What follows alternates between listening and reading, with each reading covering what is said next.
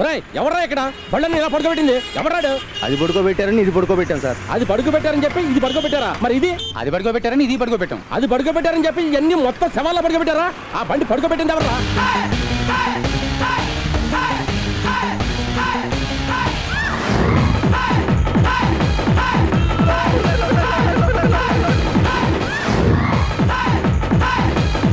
ఆ బండి పడుకోబెట్టిన వాడిని మక్కలు.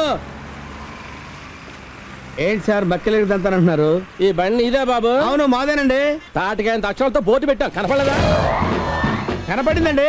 ఇక్కడ వాహనములు నిలపరాదు అని రాసింది, అందుకని నిలబెట్టకుండా పడుకోబెట్టి పని చూసుకోవడం లోపలికి వెళ్ళాం. నిలపరాదు అంటే పడుకోబెట్టమని అర్థం. అవునండి. ఇప్పుడు మీకు కీళ్ళవాతం ఉందండి, డాక్టర్ దగ్గరికి వెళ్ళారు, నిలబడకూడదండి మీరేం చెప్పారు, అంటే పడుకోకూడదని అర్థం.